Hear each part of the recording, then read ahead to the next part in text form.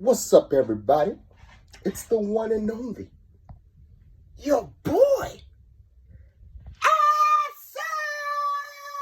Asa! So, real quick, wanted to drop a few hints, notes, and takes, maybe some hot ones, upon chapter 1046, One Piece. First off, yes, I know this is a late chapter. For that, I'm sorry. I've been playing way too much Elden Ring.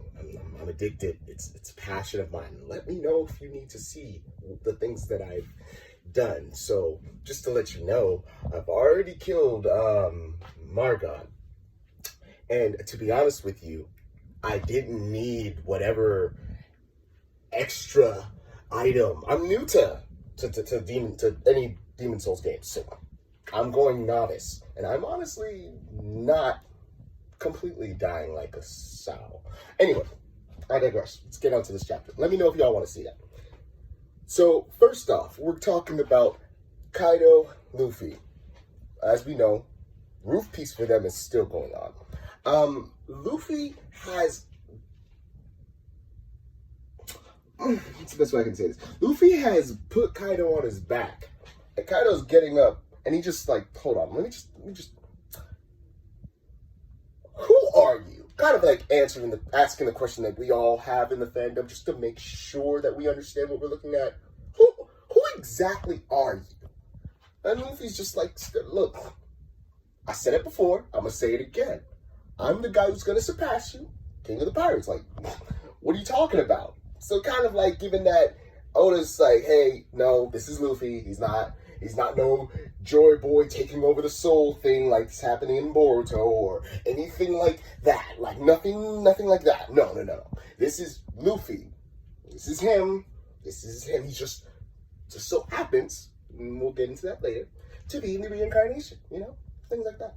And not even reincarnation, more like the next person to have that will. Let's put it that way. Because reincarnation really isn't even a thing in One Piece like that. It's just carrying on wills that keep moving forward. And maybe reincarnation is a thing, but that's beside the point. Really and truly, it just goes to show that Luffy's character shines through in any way, shape, and form. But back to the fight. Kaido gets up. He's, just enjoying what's going on, what he's seeing. He's like, man, this is such a ridiculous power. Like, I kind of like it. Like, it's kind of... I kind of mess with it a little bit. But he said something very clear. I've lost a lot of things in this war. But I guess you're in the same boat as me, are you? See, something that has been hinted ever since Luffy unlocked Gear 5. His mortality has been spoken on way too much for me to be comfortable. I'm just gonna flat out say this.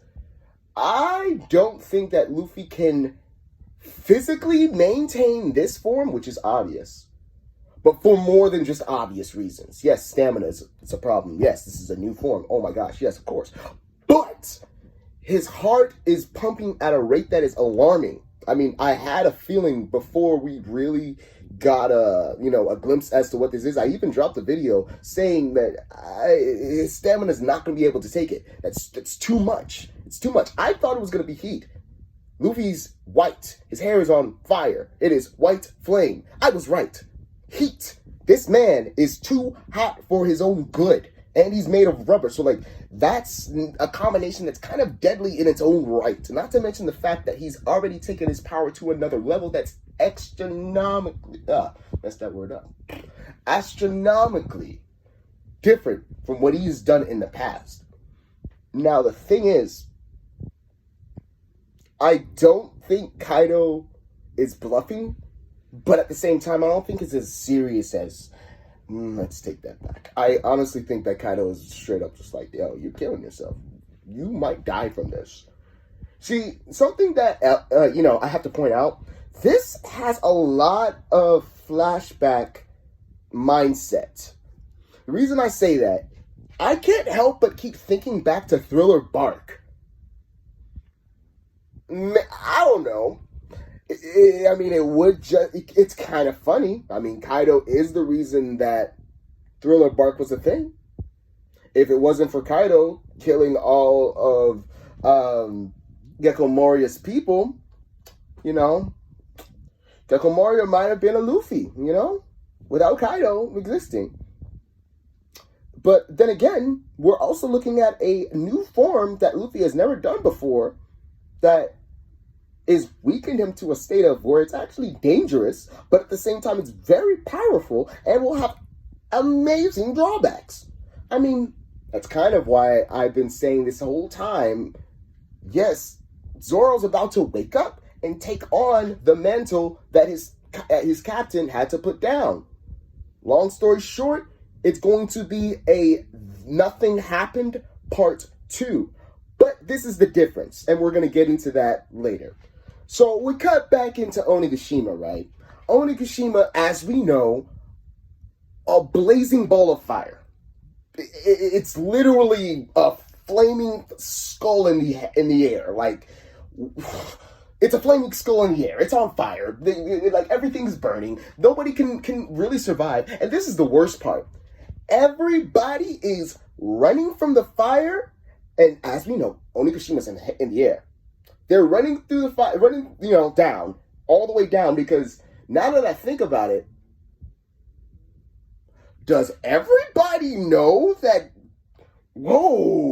does everybody know that Kaido lifted Onigashima? I know a lot of people know. Everybody on Roof Piece knew. A lot of people knew, don't get me wrong. But does everybody know?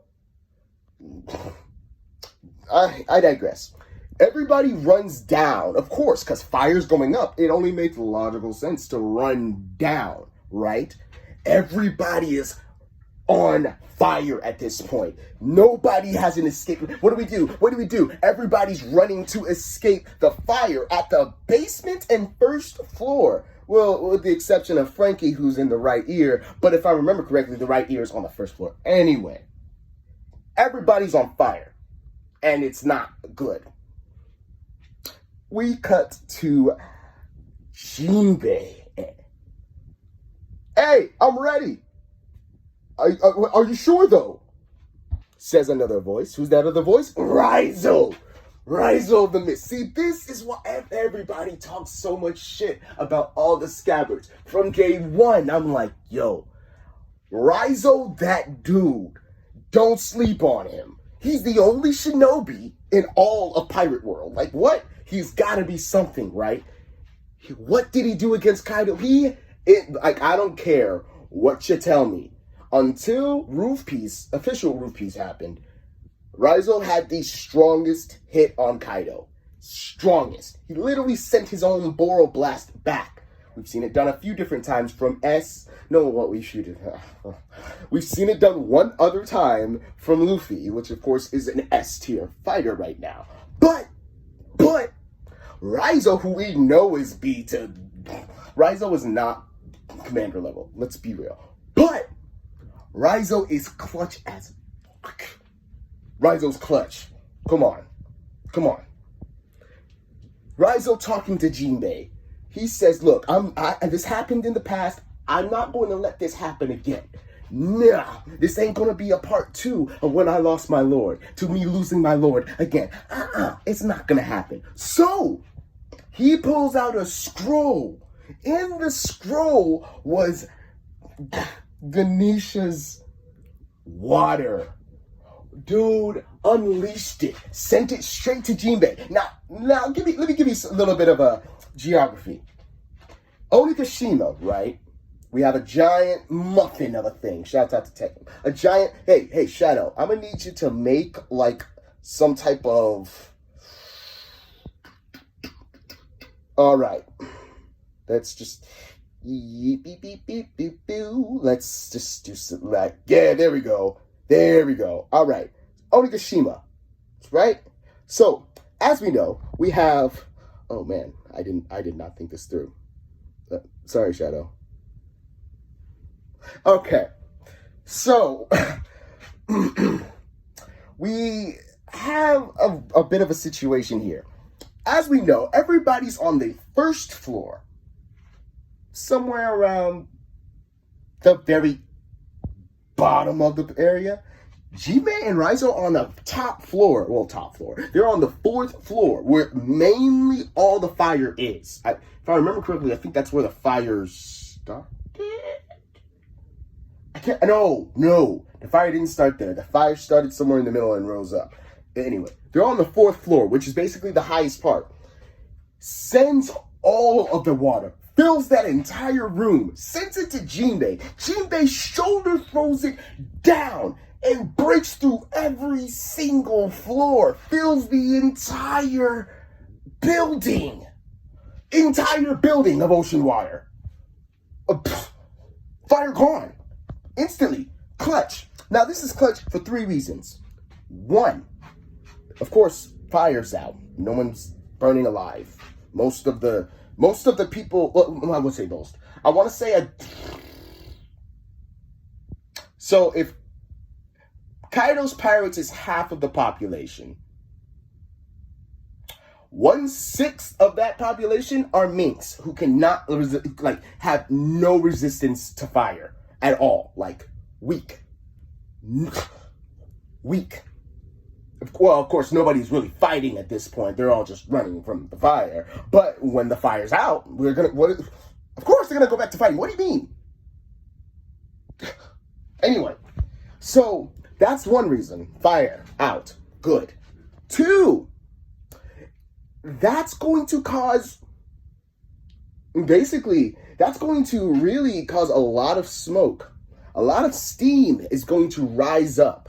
That could be detrimental to Luffy, but at the same time, it's more so to enhance situations later on in the future. We'll get back to that enhancement.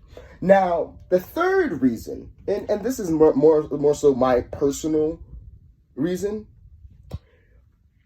If the fire's out and they know that it's Jinbei who did this, not only is that going to make everybody on his side feel like, yeah, we got this. That's going to make everybody on Kaido's side be like, okay, no.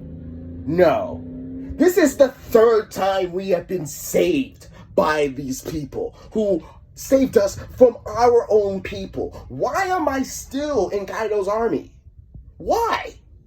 They have shot at us to turn us into demons, cured us from those demons. The Stars cured us from those demons. Then they sent us in a blaze, cured from the blaze. Then they sent us into this fire, cured from the fire. Dude, why?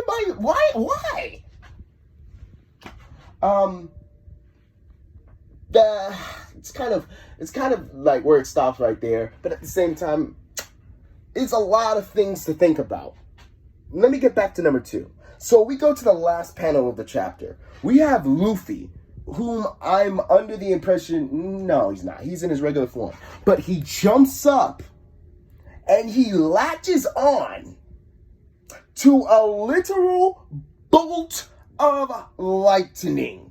See, this is the thing. This is the actual thing here. For the longest time, we've been under the impression that his abilities, well, actually, let me run it back. This actually doesn't break his rule. This doesn't break the rule. Because rubber, it has full resistance to electricity.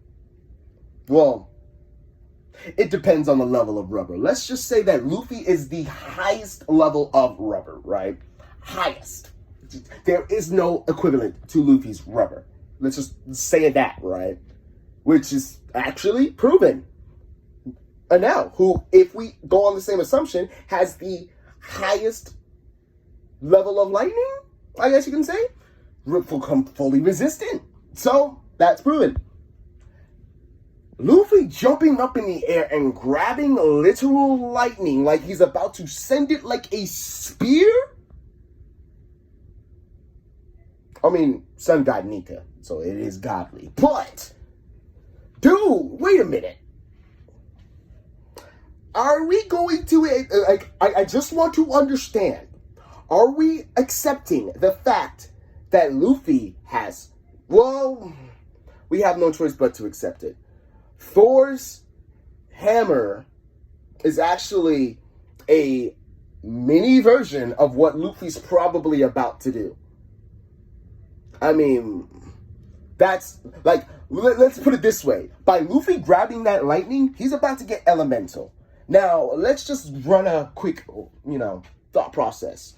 We have seen Red Rock, Red Hawk, Jet, Gatling, which is steam punch. Then we have Thor's hammer. So far we only have really two different bases. One is the stronger version of another, and it's mainly just fire and lightning. I have no idea what we're about to see. I'm just going to say it like this. But this is what I'm going to say, though.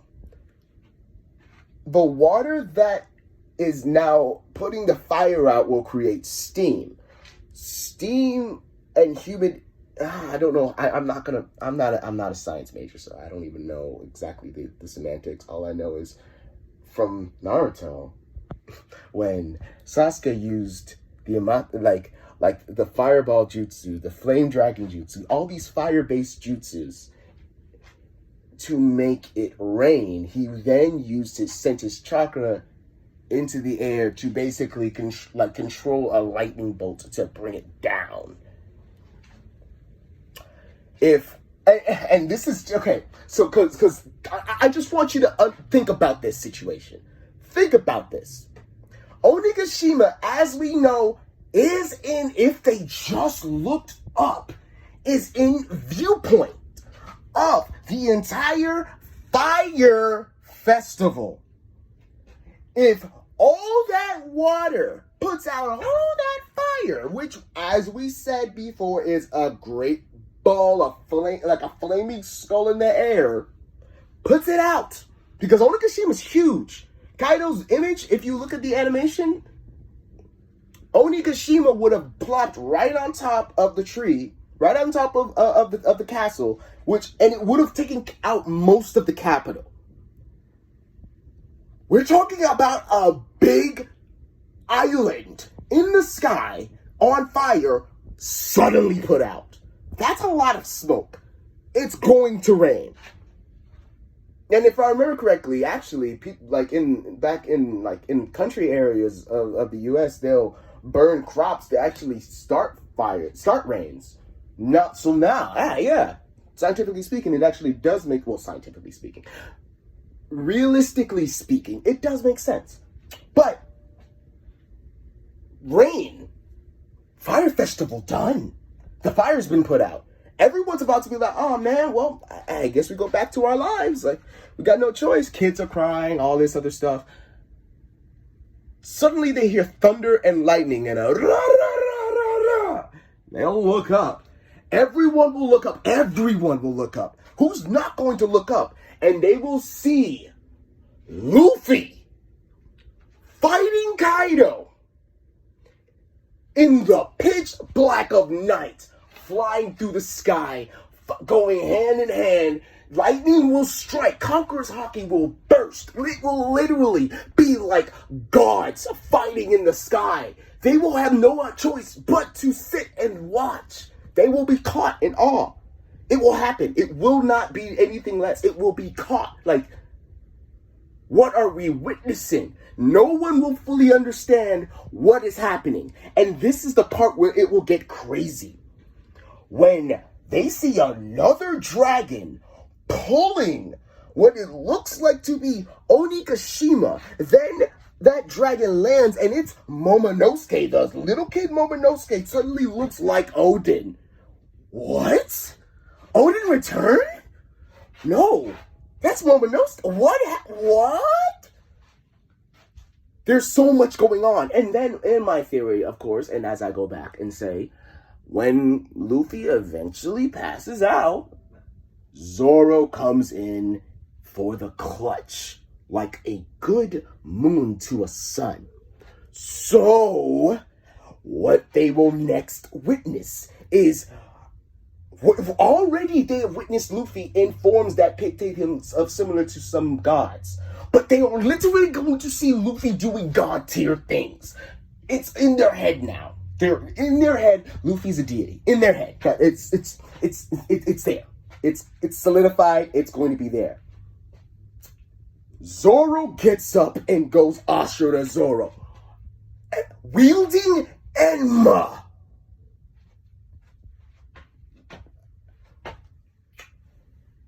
Whoo! Boy. Whoo! And then that's not even getting into into like Dead Piece. When like the fact that all this fire on the Fire Festival, where we send flames into the air to then reach our dead ancestors, to then feel, and the fact that we have too many characters now that have come close to death and dealt with Grim Reapers. This is, no, bro. I feel like the reason why Oda has rushed in the way he's been writing his manga is because he's excited. Dude, I still think when Zoro said, I'm going to be leading an army of samurai by the time you get there, Luffy, was talking about by the time Luffy becomes Joy Boy, aka from Ganesha, who's going on giddy about, oh my gosh, Joy Boy, it's been so long. Oh my gosh, man, it's so exhilarating. Like, come on, like, relax. Oh, relax there. Relax, man. Anyway. The fact that Luffy, who is Joy Boy, has now returned, wouldn't it make sense that Zoro is leading an army of undead, which would then go with the epithet that he is now choosing to lead, the Demon King? Wielding Enma. You know what Enma is. If you don't know, Enma in most actual literatures is considered guardian or protector or demon or like basically Lord of Hell.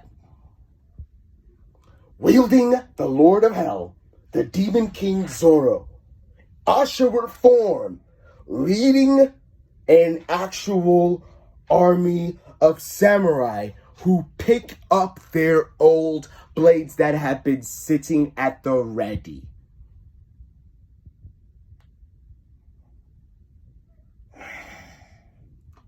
But it's about to get crazy. But yeah, that's basically the chapter. Can't wait to see what happens on tomorrow. Ha! Can't wait for that. Chapter will come out soon. Elden Ring play will play soon. Follow me on Twitch because I do this every Sunday. Really, I'm not even joking with you. Every Sunday on Twitch. See me, I'm live. See you there. But yeah, this is your boy, Ansem the Mule. Peace out.